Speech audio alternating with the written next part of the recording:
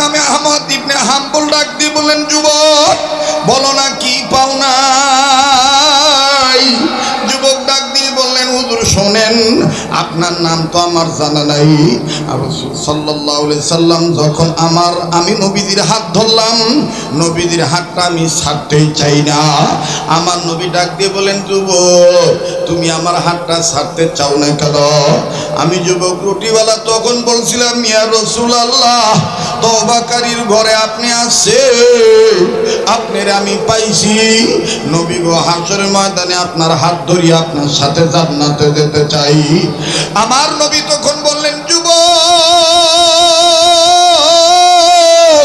যদি আমার সাথে হাসরের ময়দানে জান্নাতে যেতে যাও হাত ধরিয়া, তাইলে দুনিয়ার জমিনে যারা আদম থেকে ঈসা পর্যন্ত, আমি মুহাম্মদ পর্যন্ত, যারা আমাদের ওয়ারিস ওয়ারাসাতুল আম্বিয়া হক্কানি আলেমের হাত ধরিও। হুজুর আমি তখন নবীকে বললাম, ইয়া রাসূলুল্লাহ, একজন এরকম বুজুর্গ আলেমের নাম আপনি বলেন না। হুজুর জানেননি, স্বপ্নের মাধ্যমে আমার নবী আমার হাতটা ধরিয়া বলছে, জামানার মধ্যে যুগ শ্রেষ্ঠ হাদিস বিশারদ আমার ওয়ারিস ওয়ারাসাতুল আম্বিয়া, তার নাম হলো ইমাম আহমদ ইবনে হাম্বল। ওর হাতে হাত রাখিয়া সুন্নত মোতাবেক জিন্দেগি পার করলেই হাসরের ময়দানে আমি নবীর হাত ধরিয়া জান্নাতে যাইতে পারবা। হুজুর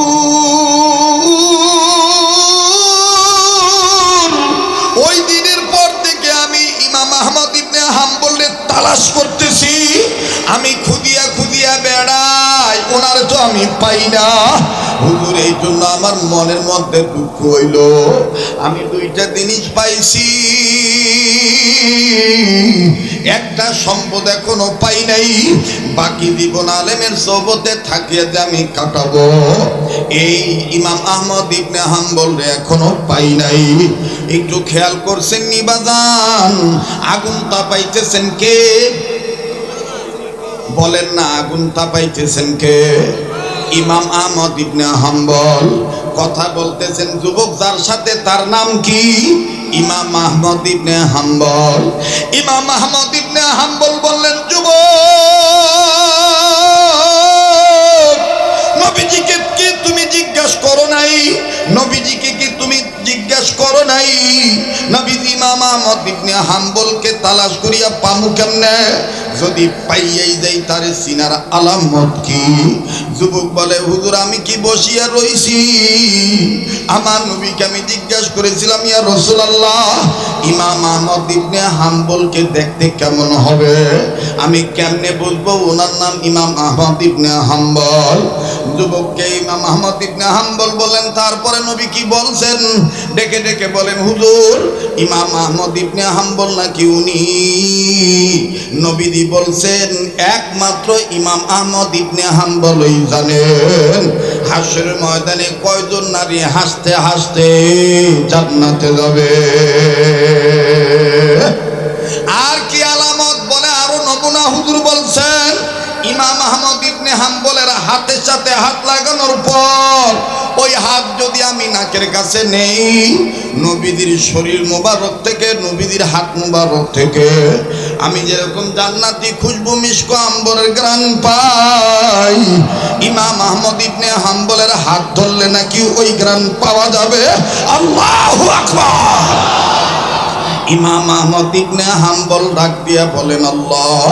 এখন আর যুবকের সামনে কোনো কথা বলে না, নিজে নিজেই কান্দে আর ডাক দিয়ে বলে, আল্লাহ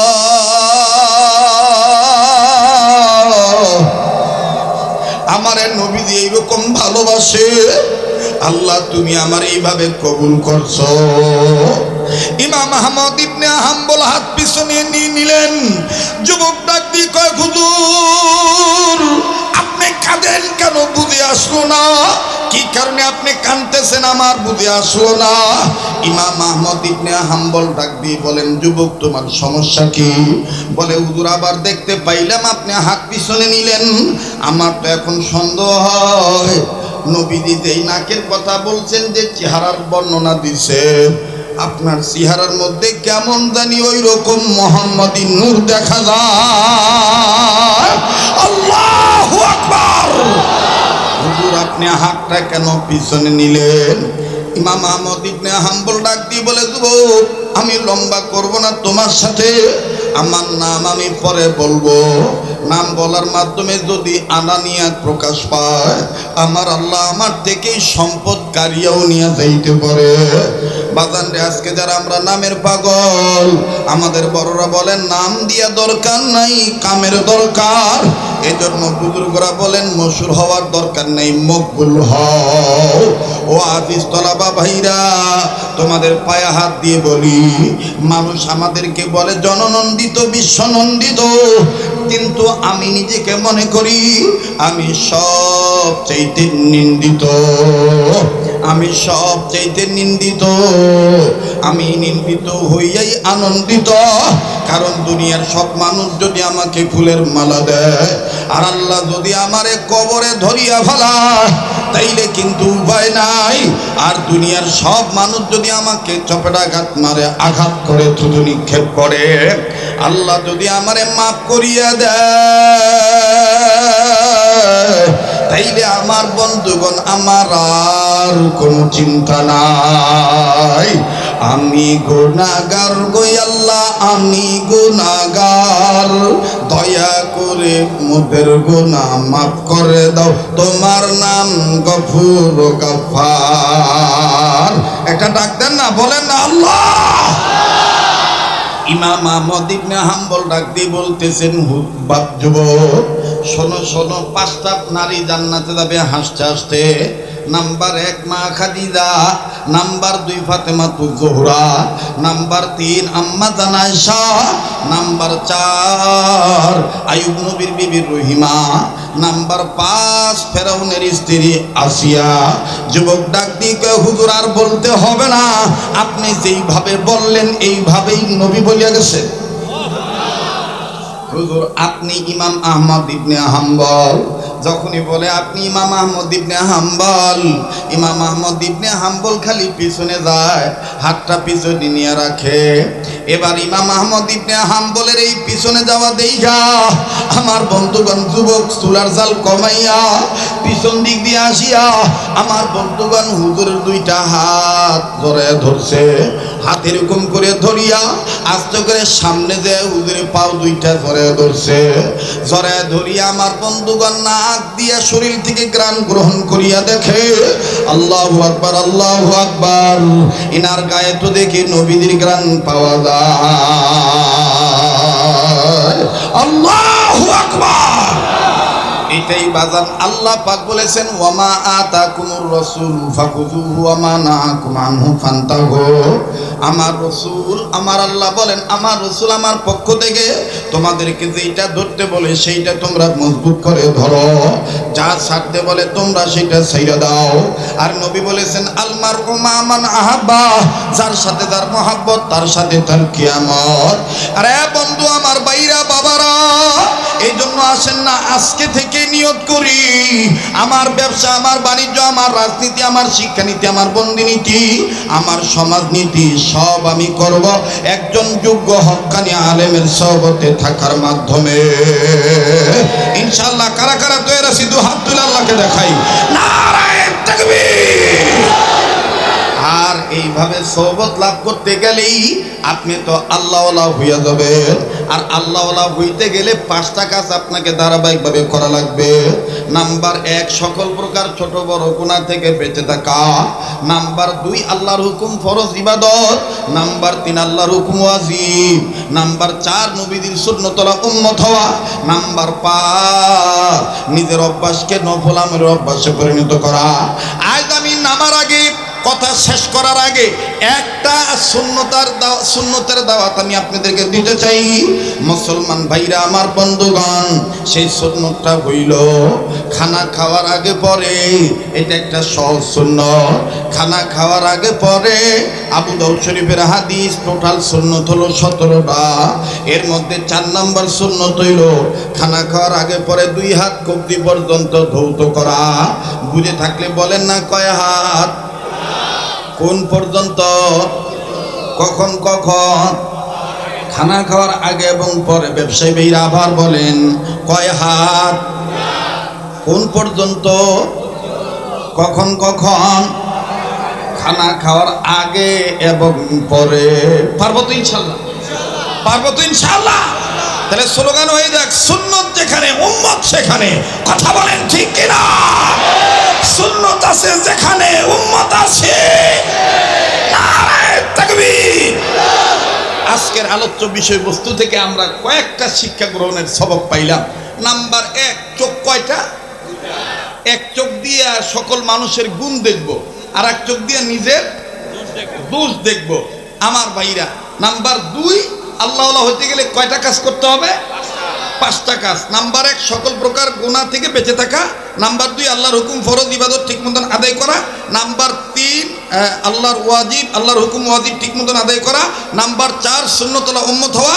নাম্বার 5, নিজের অভ্যাসকে নফল আমলের অভ্যাসে পরিণত করা। সুবহানাল্লাহ বলে।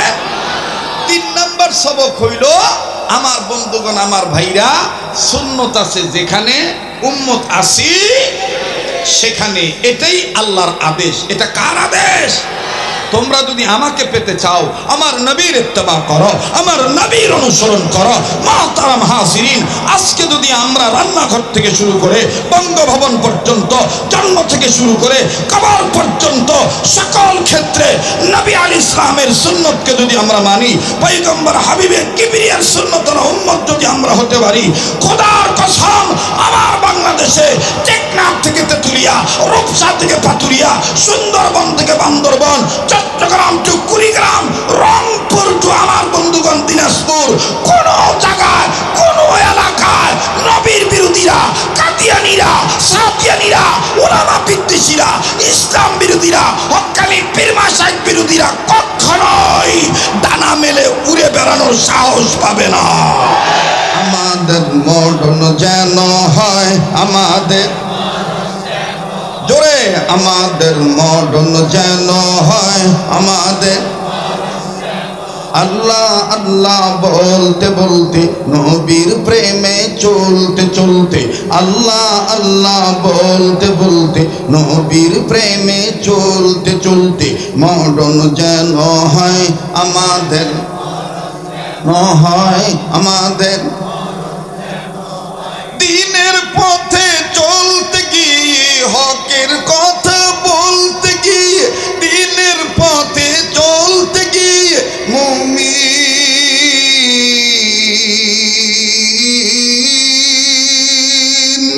মরণ কালে কালমা যেন নসিব হয়।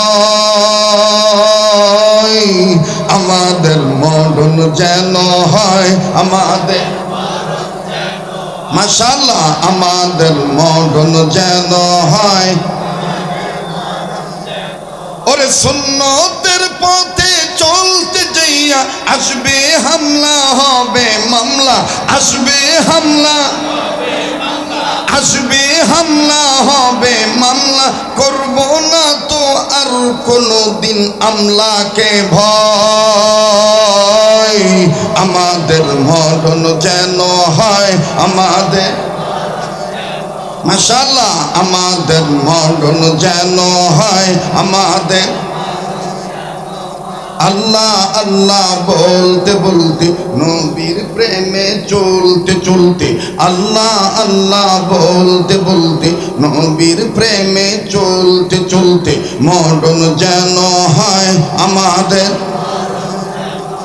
নারায়ে তাকবীর, নারায়ে তাকবীর। কোরআন হাদিস যেখানে, আলেম ওলামা যেখানে, নারায়ে তাকবীর। মাশাআল্লাহ। কষ্ট হলো তো? আল্লাহর হুকুম মতে, নবীর তরিকা মতে আমরা হালাল পথ ধরবো, হারাম পথ ছেড়ে দেব। কথা বলেন ঠিক কিনা? যদি নিজেদের পক্ষ থেকে কোনো ভুল হয়ে থাকে তাইলে আমরা মাপ চাবো কার কাছে? তওবা করবো কার কাছে? মুসলমান ভাইরা আমার, বন্ধুগণ, তওবাকারীর দাম আছে না নাই? আবার বলেন, আছে না নাই? হাকিমুল উম্মত মুজাদ্দিদুল মিল্লাত মাওলানা আশরাফ আলী থানভী রাহমাতুল্লাহি আলাইহি লেখেন, আল্লাহর কোন বান্দা বান্দি যদি 5টা কাজ ধারাবাহিকভাবে করে, রব তাদেরকে আল্লাহ ওয়ালা বানায় দেয়। তারা আল্লাহওয়ালা হইতে পারে। কথা বলেন কয়টা কাজ? আবার বলেন কয়টা কাজ?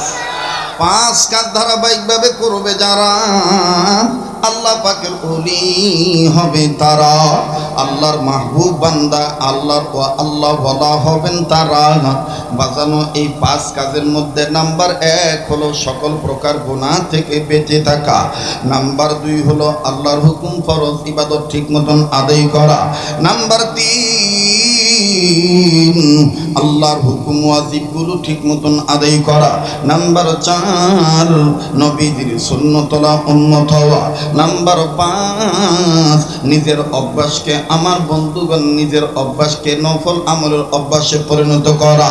এই 5 কাজ ধারাবাহিকভাবে করবে যারা, আল্লাহ রাব্বুল আলামিনের গোলামগণ বলেন, হক্কানি রব্বানি উলামায়ে কেরামগণ কিতাবের মধ্যে লেখে, ওয়া মা আতাকুমুর রাসূল ফাখুযুহু ওয়া মা নাহাকুম আনহু ফান্তাহু। আল্লাহ রাব্বুল আলামিনের হুকুম মতে, নবীর তরিকা মতে যারা এই কাজগুলি করবে, এই 5টা কাজ ঠিক মতন আদায় করবে, ওরা যাত্রাবাড়ির সকল আড়তদারের বাইরা, ছোট বড় ব্যবসায়ীরা খুব খেয়াল করে শুনবেন। এই মাহফিল দেওয়া হয়েছে ব্যবসার ক্ষেত্রে। যখন আমি আল্লাহকে যেন মনে রাখি, ব্যবসা করার সময় যেন আমি দুনিয়া ডুবে পড়ে না যাই, ব্যবসায়ী হয়ে যেন আমি আল্লাহকে ভুলে না যাই। আমি মূল ব্যবসা করব আল্লাহর সাথে, মূল ব্যবসা করব নবীজির প্রেমের সাথে। ঠিক কিনা বলে আমার বন্ধুরি? আজ যতক্ষণ আমি আলোচনা আগায় নিতে পারি, তবে আগামীকাল আবার আমি আসতেছি পাশের বাজারে, ওখানে কিন্তু নজরুল ইসলাম কাসিম হুজুরের পরে আমার বয়ান। আজকের মতন আর তাড়াহুড়া নাই, অল্প সময়ের মধ্যে আমি আজকে কথাটা শর্ট করে বলে বিদায় নেব ইনশাআল্লাহ। আগামীকালকে বিস্তারিত ব্যাখ্যা দেব বেঁচে থাকলে ইনশাআল্লাহ। একটু শোনেন বাজান, গভীর মনোযোগী হয়ে শোনেন। আল্লাহ পাকের কাছে মাপ চাইলে আল্লাহ দাম বাড়ায় না কমায় দেয়? বলেন বাড়ে না কমে? ওরে মাবুদের কাছে, মাওলার কাছে যদি মাপ চান, আমার আল্লাহ এত খুশি হইয়া যায়। রব ডাক দিয়ে বলেন, মানুষ যারা জন্ম নিয়েছে, এই মানুষগুলো যদি আমার ডাকে সাড়া দেয়, এই মানুষগুলো যদি আমার আহ্বানে সাড়া দেয়, আমি রব তাদের 2 জিনিস পুরস্কার দেব। নাম্বার 1 তাদের জিন্দিগির গুনাহগুলি মাফ করে দেব। নাম্বার 2 আমি আল্লাহ তাদের আমল নামায় জান্নাত লেখে ধন্য করে দেব। আওয়াজ দিয়ে বলেন না সুবহানাল্লাহ। ওয়াল্লাহু ইয়াদউ ইলাল জান্নাতি ওয়াল মাগফিরাতি বিইذনিহি ওয়া ইউবাইয়িনু আয়াতিহি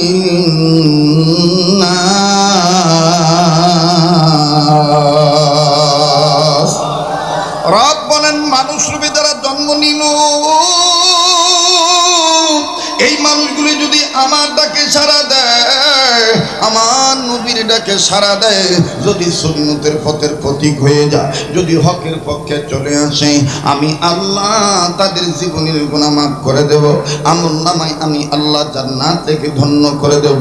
দেখেন মুসলমান ভাইরা, আমার বন্ধুগণ, ধনী হন গরিব হন, বড় ব্যবসায়ী হন ছোট ব্যবসায়ী হন, গভীর মনোযোগী হয়ে কথাগুলি শোনা দরকার। আর আল্লাহ পাকের কোরআনের কথা যদি আপনি মনোযোগ দিয়ে শোনেন এবং মানার নিয়ত করেন, যদি আপনি কোরআনুল কারীম মনোযোগ সহকারে শোনেন এবং মানেন, আল্লাহ পাক বলেছেন, নবী গো, আমি আল্লাহ তাদেরকে হেদায়েত দান করব, আমি রব্বে কাবা তাদেরকে জান্নাতের টিকিট দান করব, বুদ্ধিমানের টিকিট আমি আল্লাহ দান করে দেব। আল্লাযীনা ইয়াসতামিউনাল কাওলা ফায়াত্তাবিউনা আহসানাহু উলাইকাল্লাযীনা হাদাহুমুল্লাহ।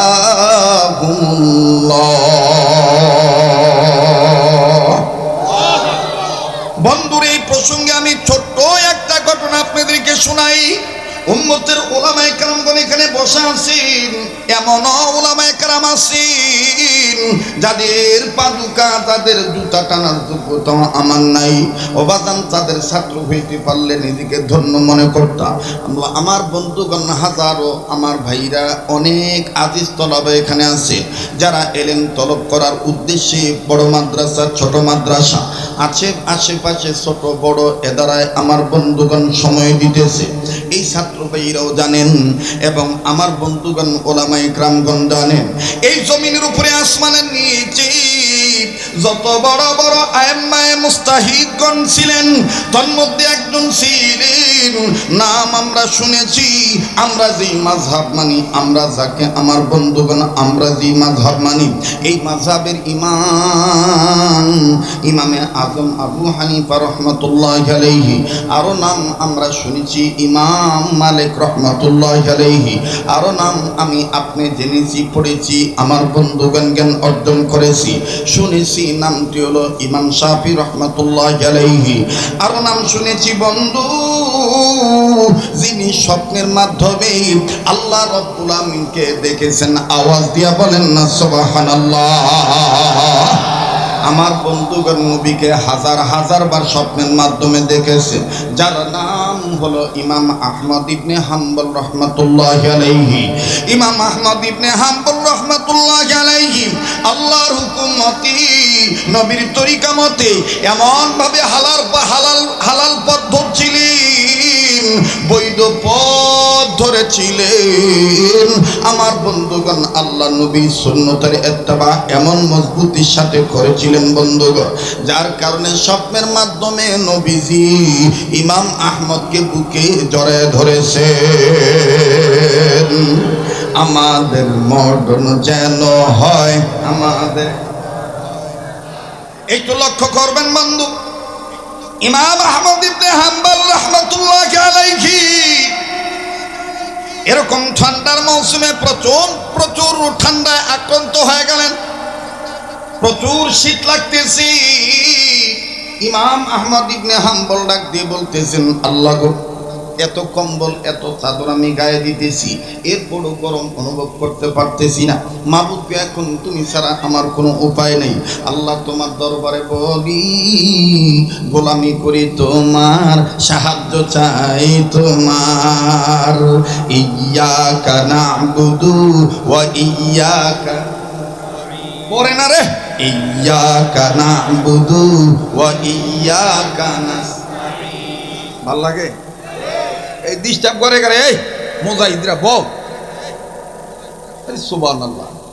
ইয়্যাকা না'বুদু ওয়া ইয়্যাকা নাস্তাঈন। বলেন, গোলামি করি কার? সাহায্য চাই কার? পৃথিবীর সব মানুষকে গোলামি করার জন্য বানাইছেন কে?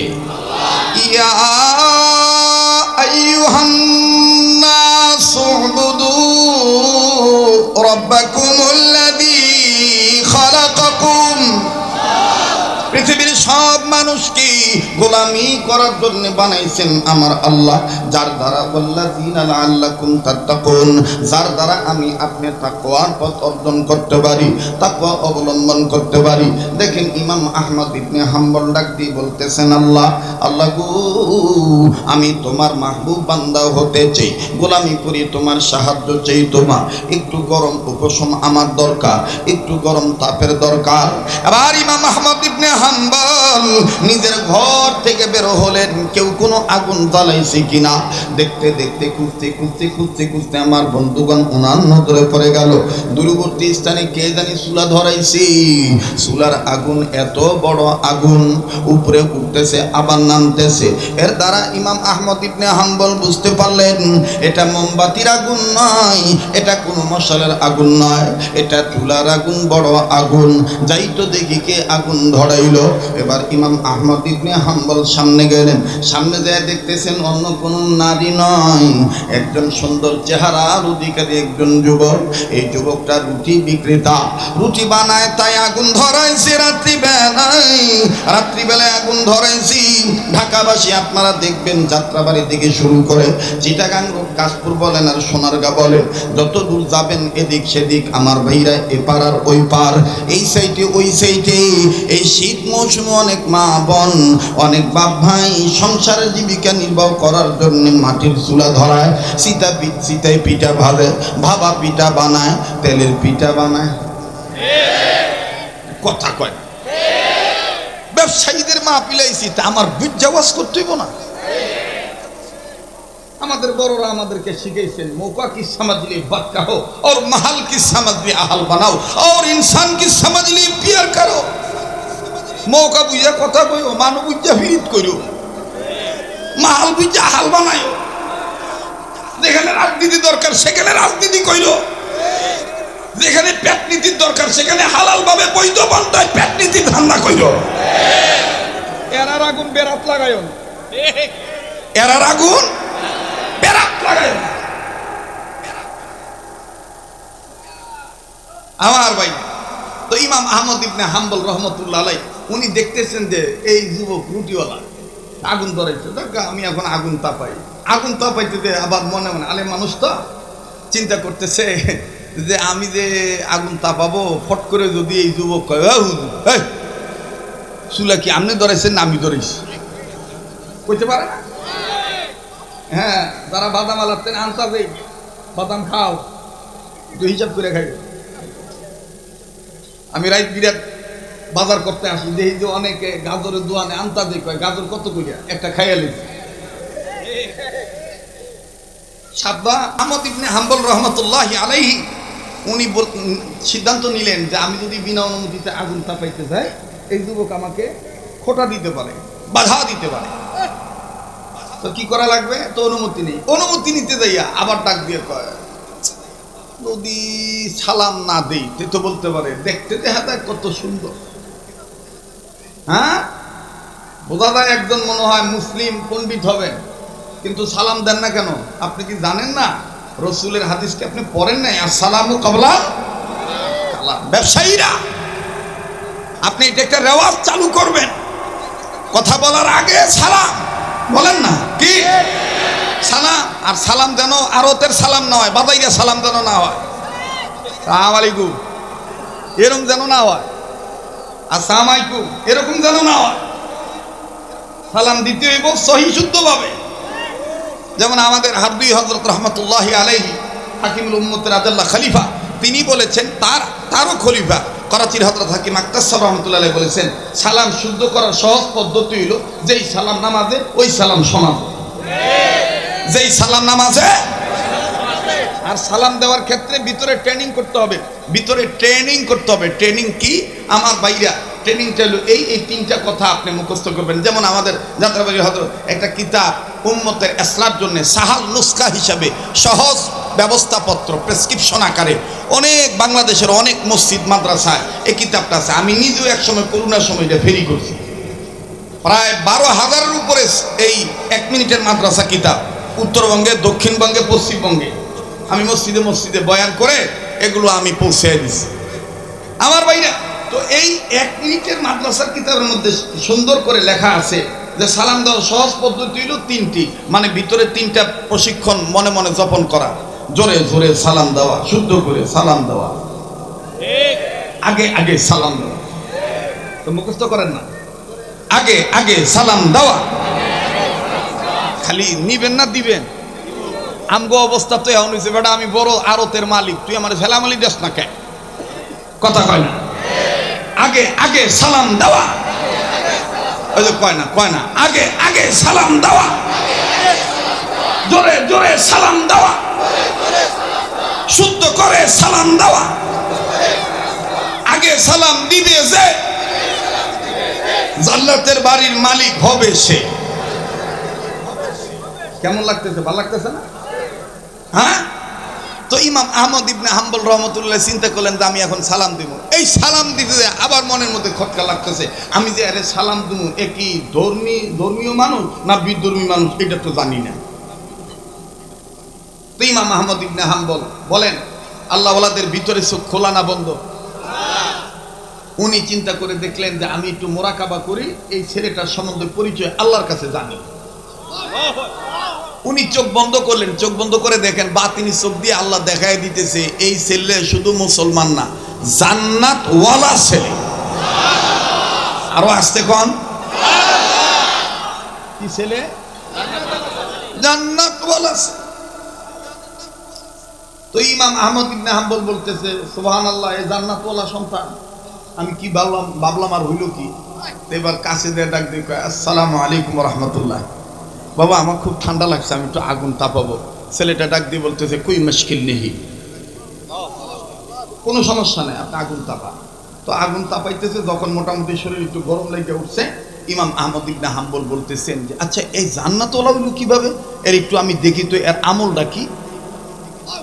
তো ইমাম আহমদ ইবনে হাম্বল নজর করে দেখে যে এই ব্যক্তিটা, এই যুবকটা রুটিওয়ালা হইতে পারে, কিন্তু অসাধারণ একজন তওবা করেনেওয়ালা ব্যক্তি। গরম পানি যখন আটার সাথে মিশায় আটার রুটির খামি বানাবেন, তখন এরকম করে সেনাইতেছেন, মরতেছেন, প্রথমে মৈথুন মন্থন করতেছেন, প্রথম কয় বিসমিল্লাহ, আর যতক্ষণ খালি মতে খালি কয় আস্তাগফিরুল্লাহ আস্তাগফিরুল্লাহ আস্তাগফিরুল্লাহ। ইমাম আহমদ ইবনে হাম্বল বলতেছে বুঝছি, আগে ছিল গুনাহগার, গুনাহ থেকে মাপ চাইতে চাইতে তওবা করতে করতে হাত কইরা ফলাইছে গফফার। ছিল কি গুনাহগার, হাত কইরা ফলাইছে কারে? গফফার। একটা ডাক দেন না, বলেন না আল্লাহ। ভাই যদি গুনাহ থেকে থাকে তাহলে বলেন না আল্লাহ। তো ইমাম আহমদ ইবনে হাম্বল বলতেছে, ডাক দিয়ে বলতেছে যুবক আমি তোমাকে একটু কথা জিজ্ঞেস করতাম। বলে কোই মুশকিল নেই, হ্যাঁ বলিয়ে, বলেন বলেন, কোনো সমস্যা নেই, কি বলেন।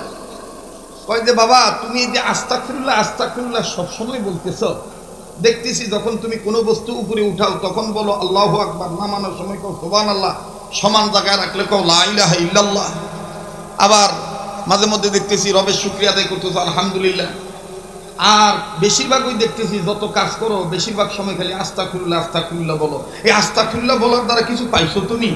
যুবক কয় হুজুর এটা বলেন কি, আপনার তো আমি চিনলাম না, থামেন জালটা কমাইবি।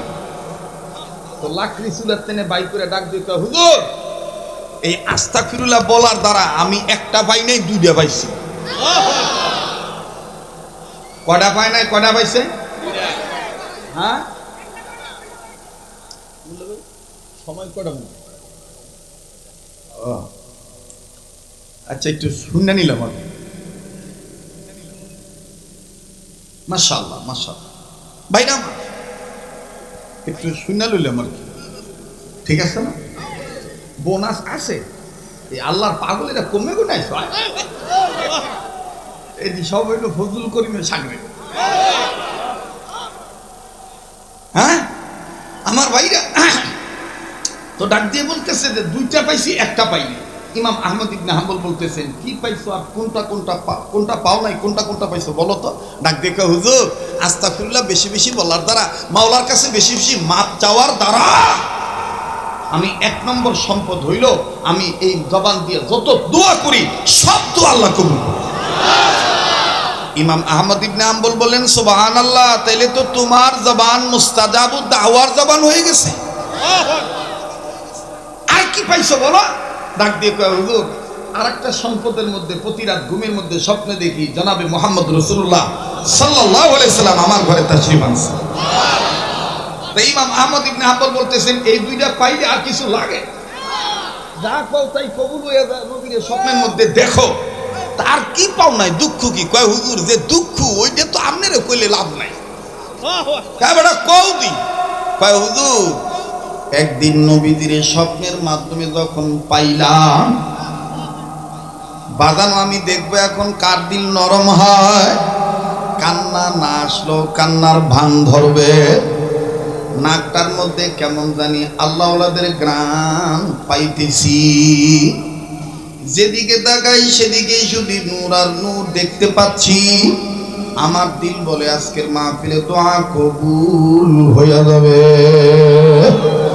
মায়া লাগা ডাক দেন না, বলেন না আল্লাহ। আমার বন্ধুগণ কিছু সময়ের জন্য মুরাকাবায় চলিয়া যান, আপন আপন কবর সামনে নিয়ে আসেন। এই দুনিয়া থাকার জায়গা না, এই দুনিয়ায় কেউ চিরদিন থাকতে পারবো না। আমি আপনি রঙ্গরসের তামাশার জিন্দেগি পালন করি, দুনিয়ার চাকচিক্যময় পাইয়া হালাল ব্যবসা বাদ দিয়া হারাম ব্যবসা করার ফিকির করি। কিন্তু বাজান আকাবির দেওবন্দের নমুনা দেখেন, আকাবির দেওবন্দের ইতিহাস খুলিয়া দেখবেন বন্ধু। ফকিহুন নাফস রশিদ আহমদ গঙ্গুই রহমাতুল্লাহি আলাইহি, আল্লাহু আকবার, উনি প্রত্যেকটা দিন ঘুমানোর আগে আমার বন্ধুগণ একটা চিঠি লিখতেন আল্লাহর কাছে। ওই চিঠিটা আপন বালুসের নিচে রাইখা ঘুমাইতে। চিঠির ভাষা ছিল এইরকম, মালিক, এই যে আমি ঘুমাবো, না জানি এই ঘুম আমার শেষ ঘুম। আমার বন্ধুগণ, এই বয়ান আমার আপনার জীবনের শেষ বয়ান হইতে পারে। কার পিছনে জানি মালাকুল মউত দাঁড়ায় রয়েছে, কার জন্য জানি জংলার বাঁশ রেডি হয়ে গেছে, কার জন্য জানি কাপড়ে কাপড় তৈরি হয়ে গেছে, কার জন্য জানি কবর মাটি বায়না হয়ে গেছে। আমার বন্ধুগণ, আমার ভাইরা, আমরা নায়েবে আমিরুল মুজাহিদিনের কম্পাউন্ডার হিসাবে, ওয়ারাসাতুল আম্বিয়াদের কম্পাউন্ডার হিসাবে আপনাদের রোগের কথা জানতেছি। ঔষধ তো দিবেন বড়রা, আমার পরে যাত্রাবাড়ি হযরতের মেয়ের জামাই কথা বলবেন। আমার বন্ধুগণ, বড়রা আপনাদেরকে ঔষধ দিয়েই দিবেন। আমি আপনাদের রোগের খবর জানিয়া হালকা একটু প্রসেস করে দিতেছি। এই দুনিয়া কিন্তু থাকার জায়গা না। মুসলমান বন্ধুরা, আজ আমার আপনার কান্না আসতে চায় না, আমি আপনি রবের ভয়ে কাঁদতে পারি না। কিন্তু আমার বন্ধুগণ, রশিদ আহমদ গঙ্গি রহমতুল্লাহর জীবনী খুললে পাওয়া যায় আল্লাহর ভয়ে কাঁদতে কাঁদতে কাঁদতে কাঁদতে, কবর আযাবের ভয়ে কাঁদতে কাঁদতে আল্লাহর বান্দার চোখ অন্ধ হয়ে গেল। মুরিদেরা ডাক দিয়ে বলে, হযরত, আপনি যেইভাবে কবর আযাবের ভয়ে কাঁদতেছেন, ও হুজুর, কাঁদিয়া কাঁদিয়া নিজের চোখ অন্ধ বানাইলেন, চোখের জ্যোতি হারিয়ে গেল। আপনি বলেন তো দেখি, কবর আযাব কোনোদিন নিজের চোখে দেখছেন নাকি? রশিদ আহমদ গঙ্গি বলে, বাবার এটা বলো কি, না দেখলে কি এমনি কান্দি? বলে, হুজুর, কেমনে দেখছেন যদি একটু জানাইতে। ও বাজান, প্লিজ খুব খেয়াল করবেন বাবা। রশিদ আহমদ গঙ্গি রহমতুল্লাহি আলাইহি ডাক দিয়ে বলতেছেন, বাবা শোনো, প্রায় কবর জিয়ারত করি, কেননা রাসূল বলছেন কবর জিয়ারত করা সুন্নাত। কবর জিয়ারত করার মাধ্যমে গুনাহ মাফ হইয়া যায়, মৌতের কথা স্মরণ হইয়া যায়, কবরে যাওয়ার সামানা জোগাড় হইয়া যায়। এই জন্য আমি কবর জিয়ারত করি, মাঝে মধ্যে গ্যাপ দেই যেন বেদাত না হয়। একদিন আমি একটা কবরের সামনে দাঁড়াইলাম, দাঁড়াইয়া যখন মাওলার নামের সূরা কেরাত তেলাওয়াত শুরু করলাম, দোয়া দুরূদ যখন পড়তেছি, চোখ বন্ধ ছিল আমার। হঠাৎ করে যেই কবর জিয়ারত করি, ওই কবর থেকে কেমন জানি একটা গরম বাতাস আমার গায়ে লাগতেছিল। আমি আমার মাওলাকে ডাক দিয়ে বললাম, আল্লাহ, এই যে গরম বাতাস, আমার মনে হয় এটা কবরে আযাবের গরম বাতাস। এই কবরওয়ালা মনে দুনিয়ায় ভালো না, কবরে ভালো নাই, তার কবরের হালত মনে হয় ভালো না। আল্লাহ, তুমি যদি আমার একটু দেখায় দিতা, তাইলে আমি কবর আযাব থেকে বাঁচার জন্য তোমার দরবারে সাহায্য চাইতাম। ও বাজান, যারা বিশ্বাস করেন কবরে যাওয়াই লাগবে, মায়া লাগায় গুনাহ মাফ পাওয়ার জন্য ডাক দেন না, বলেন না আল্লাহ, দেন না, দেন না, ডাক দেন না, বলেন না আল্লাহ। কেউ কারো দিকে তাকাইবেন না, কেউ কারো নিয়ে চিন্তা করবেন না, নিজের নিয়ে নিজে চিন্তা করবেন বন্ধু। মান আরাফা নাফসাহু ফাকাদ আরাফা রাব্বাহু, যে নিজেরে চিনলো সে আমার আল্লাহরে চিনলো, যে নিজেরে চিনে নাই সে আমার আল্লাহরেও চিনে নাই। আমার বন্ধুগণ, এই যে মাহমুদুল হাসান সাহেব দামাত বারাকাতুল্লাহ আলিয়া, গত রমজানে সোনার মদিনায় বাজানদের জিজ্ঞাসা করা হয়েছিল, হযরত, আমরা দুনিয়ায় হার ওয়াক্ত মৃত্যু পর্যন্ত ভালো হইয়া থাকতে চাই, মৃত্যুর পরও যেন কবরে জিন্দেগি ভালো হইয়া যায়। হযরত আমাদেরকে ছোট্ট আকারে বলছেন, আমি আমার শায়েখের কথাটা তোমাদেরকে বলি, তোমরা শুনিয়া লও। আল্লাহ পাক যে তোমাকে আমাকে দুইটা চোখ দিছে, দুনিয়া আখিরাতে যদি ভালো হইতে চাও তাহলে আল্লাহর দেওয়া দুইটা চোখ দিয়া, একটা চোখ দিয়া মানুষের গুণ দেখবা, আর এক চোখ দিয়া শুধু নিজের দোষ দেখবা, তাইলে তুমি দুনিয়া আখিরাতে ভালোই থাকবা। এ বন্ধু, আমাদের চোখ হলো দুইটা, একটা চোখ দিয়ে আল্লাহ আমার বন্ধুগণ মানুষের গুণ দেখব, আর এক চোখ দিয়ে নিজের দোষ দেখব। আল্লাহ আপনি আমাদের তৌফিক দান করেন, বলেন না আমিন। আবার বলেন না আমিন। রশিদ আহমদ গঙ্গি রহমতুল্লাহ আলাইহি বলেন, মাওলায় পাক যখন আমার বাতিনি চোখ খুলিয়া দিল, আমি এবার কবরের দিকে নজর করিয়া দেখি, কবরওয়ালা ভালো নাই, কবরের ভিতরে খালি সাপ আর সাপ। লোকটাকে এমন ভাবে দংশন করতেছে, এমন ভাবে আঘাত করতেছে, এই কবরওয়ালার সর্বাঙ্গ পেঁচা পেঁচা সাপগুলো ধরছে, আর এমন ভাবে কামড় দেয়, লোকটার কলিজা পর্যন্ত তুলে নেয়।